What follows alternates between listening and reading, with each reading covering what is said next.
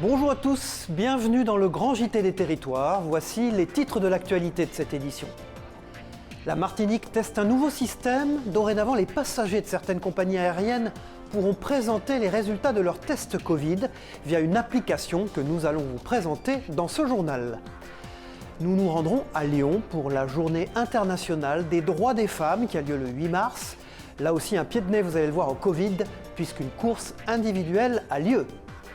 Comment fait-on vieillir le vin en Corse ? Eh bien, on l'immerge sous la mer, vous me direz c'est simple, Corse Matin est allé regarder de près comment s'y prend-on. Si vous êtes une future ou jeune maman, vous allez découvrir dans ce journal que vous pouvez fabriquer des bijoux, et oui, à partir de votre lait maternel. Unique, incroyable et vrai, un reportage grandement insolite près de Rennes.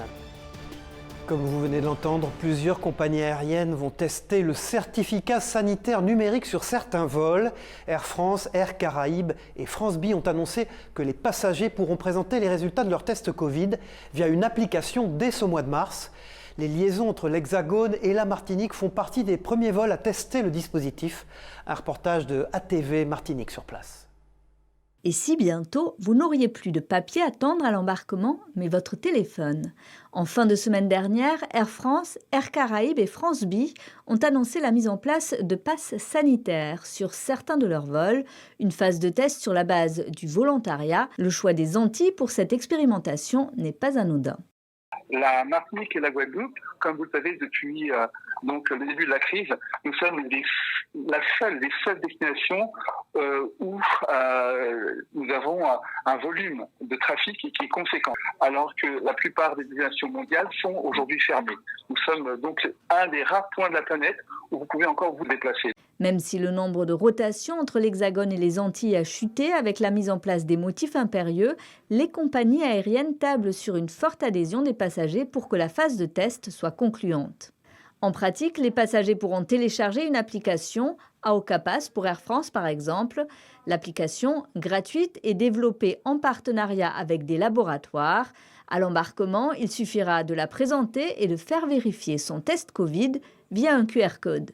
Un moyen de faciliter et accélérer l'embarquement pour les compagnies aériennes, mais aussi de sécuriser les résultats des tests Covid dont les versions papier peuvent être facilement falsifiées. Si on lance ça, c'est pour rassurer nos clients, rassurer aussi sur les autorités, sur le fait qu'on contrôle effectivement bien ces tests, parce qu'il y a eu quelques trous dans la raquette depuis quelques semaines, mais bon, c'est logique avec le nombre de passagers.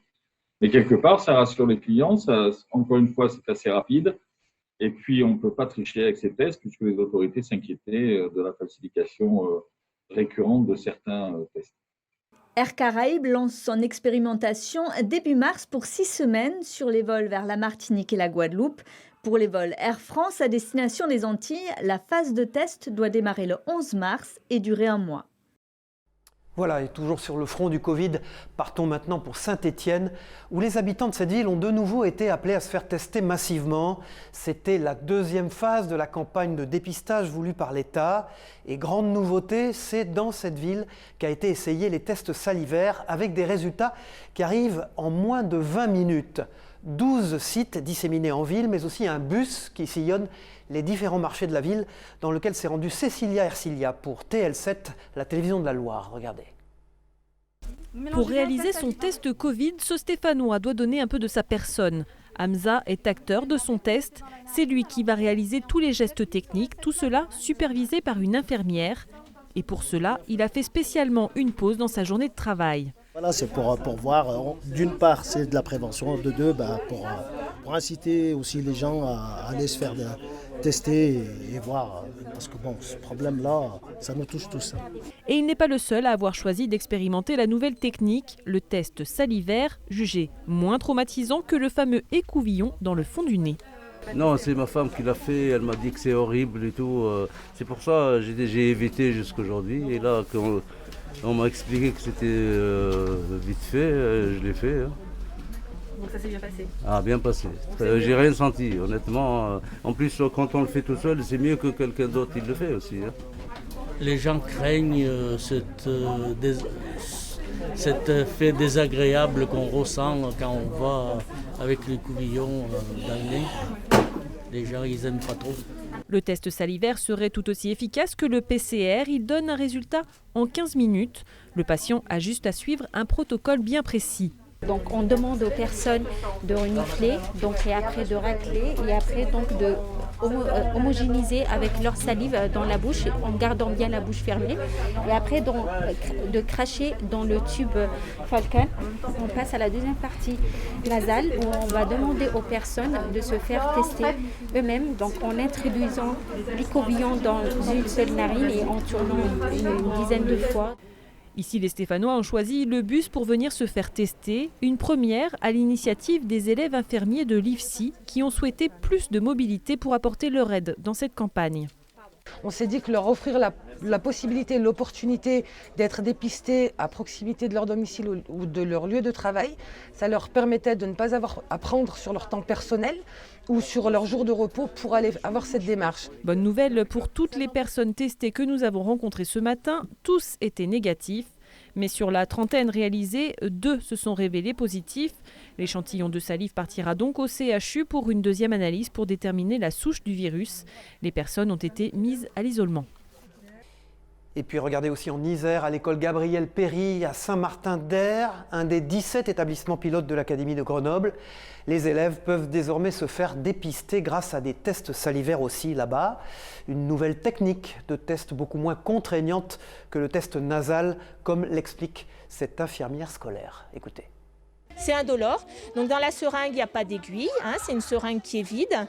Ce qui est difficile pour l'enfant, c'est de garder sa bouche ouverte un moment et de ne pas avaler sa salive. C'est un réflexe que l'on a et que l'enfant perd à ce moment-là. Et puis dans l'Oise, depuis le 27 février dernier, le port du masque est obligatoire dans tout l'espace public. Les marchés non alimentaires sont interdits et la préfecture de la Somme a rendu de son côté le port du masque obligatoire sur toutes les plages du département pour les personnes de 11 ans et plus. Jérôme Houbron de Wéo, la chaîne de la Voix du Nord, est allé recueillir les propos du maire de Fort-Mahon-Plage. Écoutez-le. Il faut savoir qu'en ce moment, avec les grandes marées, les gens se regroupent quand même l'un à côté de l'autre sur très peu de sable au moment de la grande marée, c'est-à-dire entre midi et 14h. Donc là, c'est vraiment important d'avoir le port du masque. Après, il est vrai que quand la mer redescend, là, il y a beaucoup plus de place sur la plage. C'est moins évident de mettre le masque. Et puis, je vous le disais dans les titres en début de ce journal, chaque année, à l'occasion de la Journée internationale des droits des femmes le 8 mars, l'association lyonnaise Courir pour elles organise le lancement de sa campagne de sensibilisation, reprise ensuite sur les réseaux sociaux.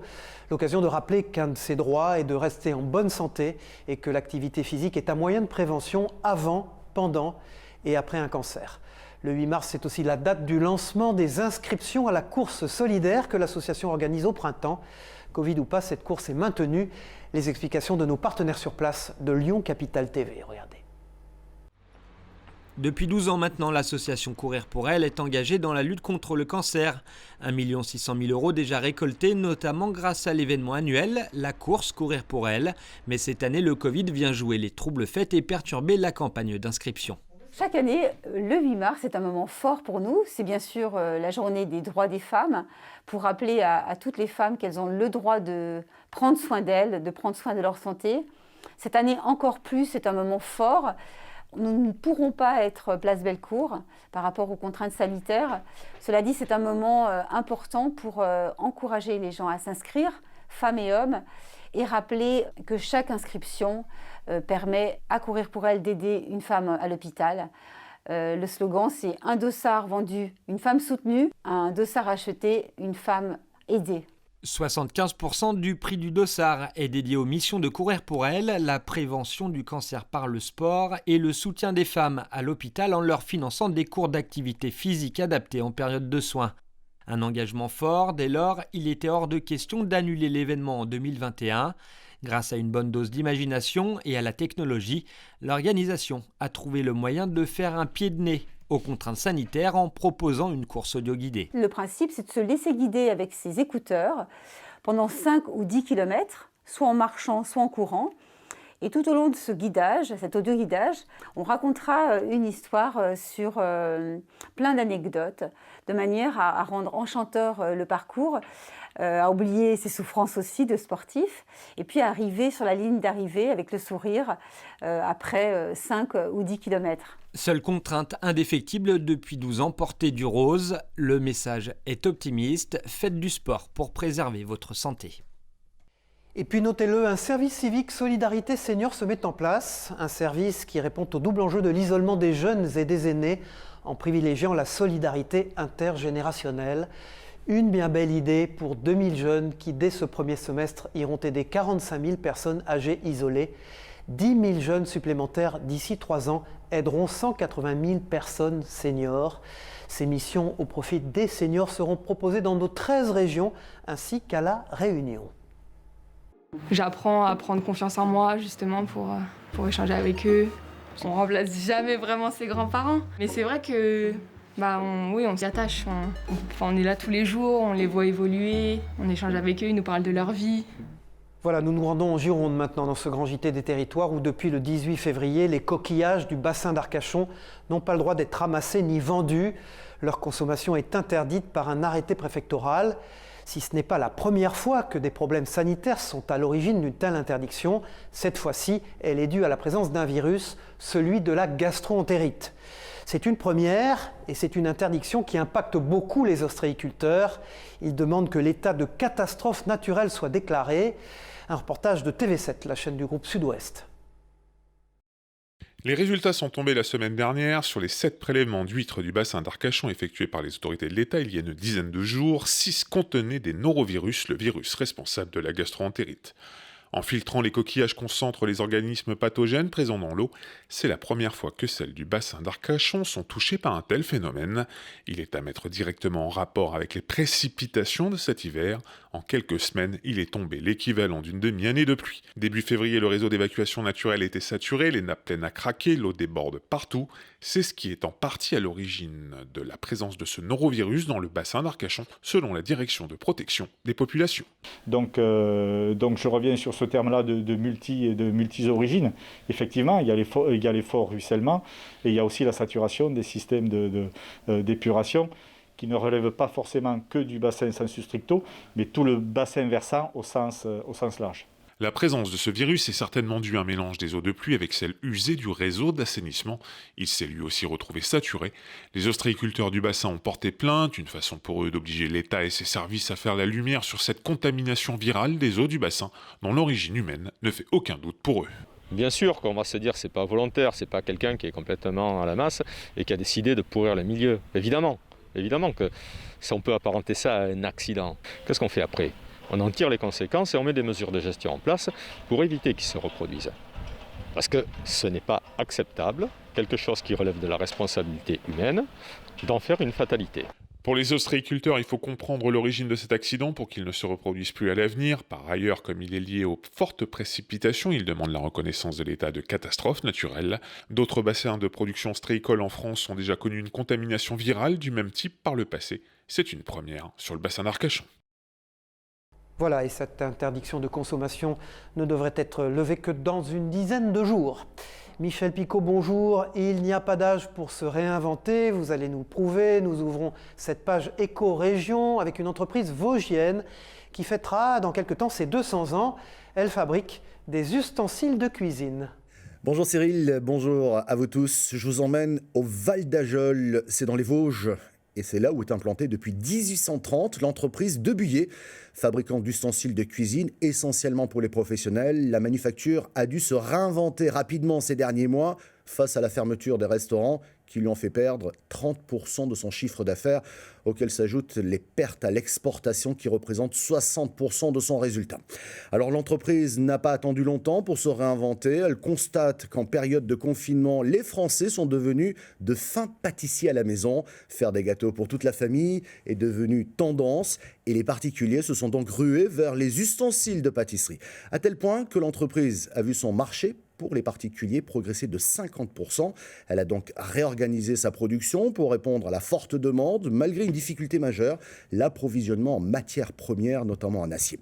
En 2020, l'entreprise a pu sauver les meubles, enregistrant même une légère croissance. Pour 2021, elle entend reprendre ses investissements dans les outils de production, Cette histoire nous démontre bien que le mot rebondir qualifie bien de nombreux entrepreneurs français qui nous le démontrent chaque jour et ils vont nous permettre certainement de mieux relancer rapidement la machine économique dans tous nos territoires.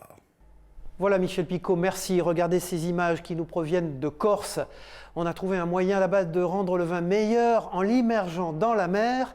Nos partenaires de Corse Matin nous ont envoyé ces images en nous précisant que d'ici 1 ou 2 ans, sous l'égide d'un sommelier qui supervisera un assemblage très particulier de vins immergés, on obtiendra des saveurs très spécifiques et uniques.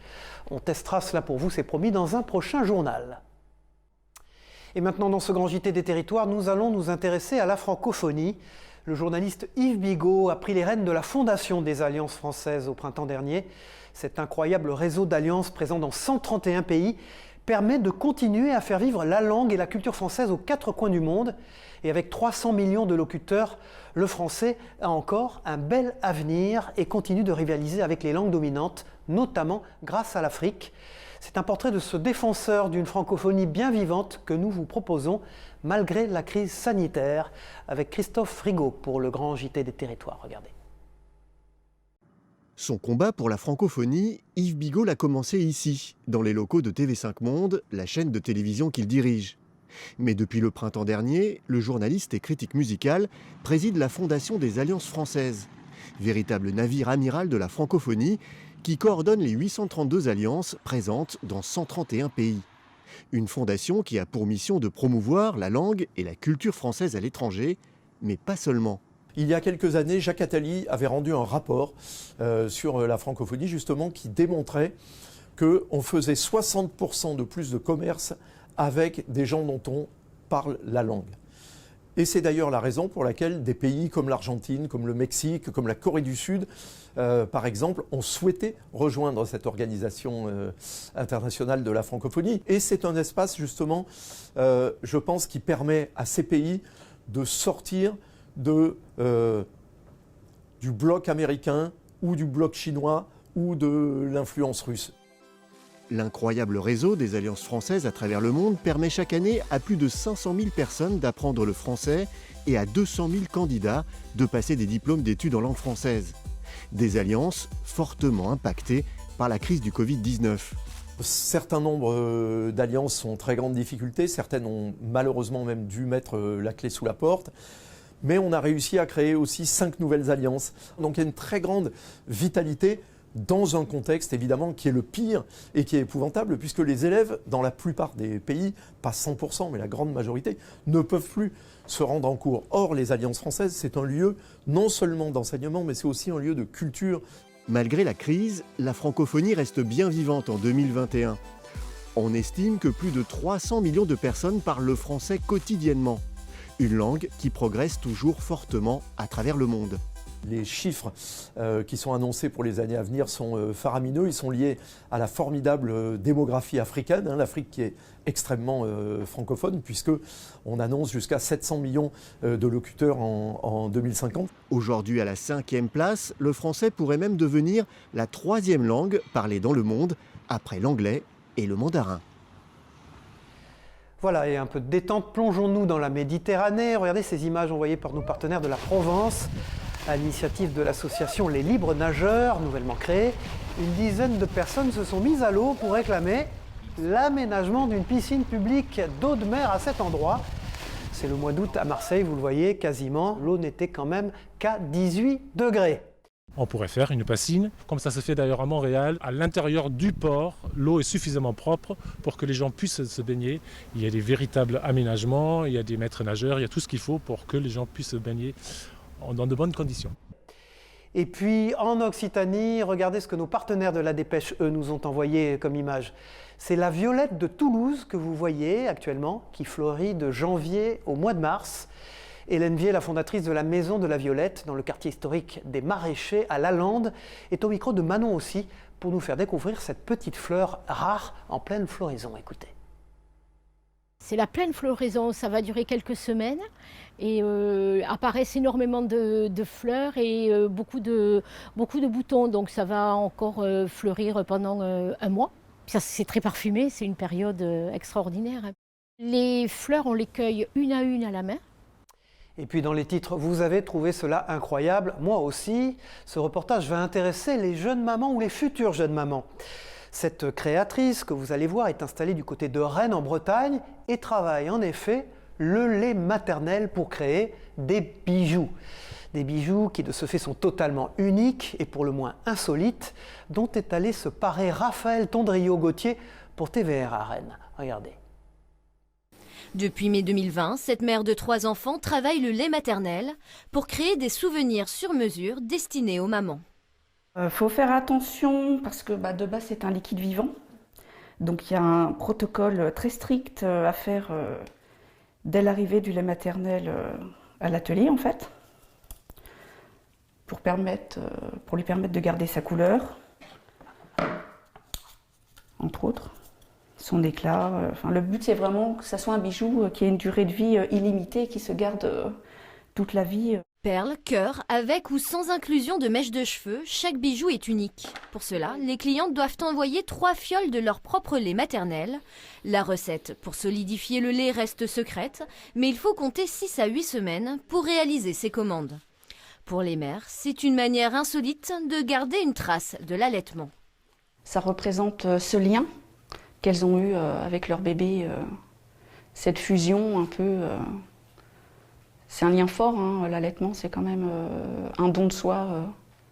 C'est naturel, mais ça reste un don de la maman, du meilleur qu'elle puisse donner à son bébé. Aujourd'hui, Hélène confectionne entre 60 et 80 bijoux par mois. Des produits qui sont ensuite envoyés dans toute la France, mais aussi outre-Atlantique. Comptez entre 35 et 100 € pour ce souvenir unique en son genre. Voilà un reportage à coup sûr pour les jeunes mamans. Et puis du côté de la Nouvelle-Aquitaine, regardez comment on découvre de jeunes artistes, graphistes, peintres, photographes locaux par le biais de l'affichage public. À Limoges, la totalité du réseau réservé habituellement à la communication municipale offre en ce moment une exposition dans toute la ville, comme vous le voyez sur ces images d'Alain Druot de Sète à Limoges. Alors quand on ne peut pas aller à des expositions par ces temps de Covid, eh bien les expositions viennent à vous, en tout cas à Limoges. Je suis tombé sur un panneau, le premier panneau que j'ai vu, c'était mes photos et très surpris. Et tu as vu les photos de Nicolas aussi? Oui, j'en ai vu là tout à l'heure en descendant, il y en a... C'est de l'émotion, ça fait plaisir, on se sent un peu reconnu et puis ça fait du bien de voir des images qui ne sont pas de la publicité. Et vous, avez-vous changé vos habitudes de consommation depuis un an? Eh bien, c'est la question que nous nous sommes posée aujourd'hui. Alors, pour y répondre, nous avons frappé aux portes d'un magasin bien connu spécialisé dans la vente d'équipements électroménagers et de multimédia. Et vous allez voir que nous avons eu raison de nous interroger.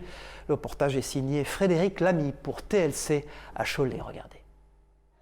Non contente d'avoir mis la planète bleue à ses genoux, la Covid-19 peut se targuer en plus d'avoir modifié nos habitudes d'achat.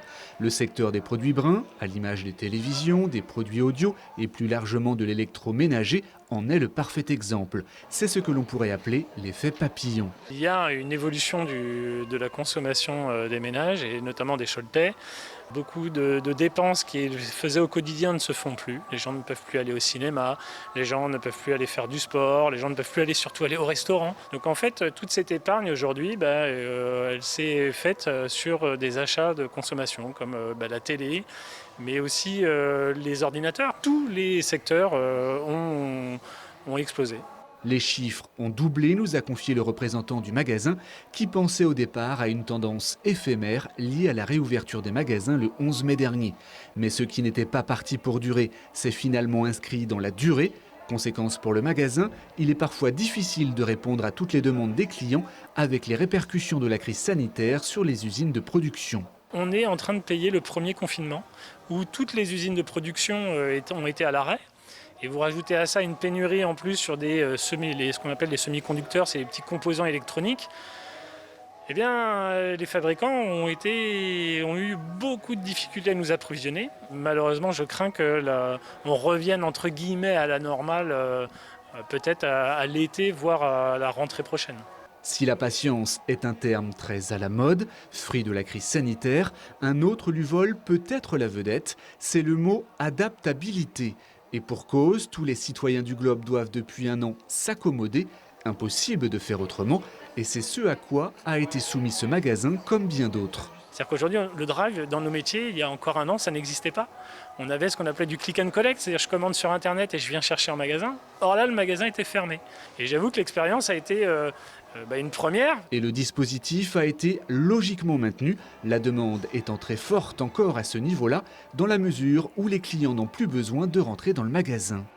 Voilà, et puis pour finir ce journal, quelques images du sud de la France. Regardez, c'est un lieu où la population de la principauté de Monaco a l'habitude de se réunir tous les matins. Le marché de la Condamine tente de retrouver une vie normale depuis le début de la pandémie. Ce sont des images de Vanessa Dessy de Monaco Info qui nous font présager que tout redeviendra bientôt normal. Du moins, on l'espère tous. En tout cas, c'est le vœu de cette fin de Grand JT des Territoires. Merci de nous avoir suivis. Rendez-vous dans une prochaine édition sur TV5 Monde et sur vos chaînes locales et régionales. Bon courage à tous, au revoir.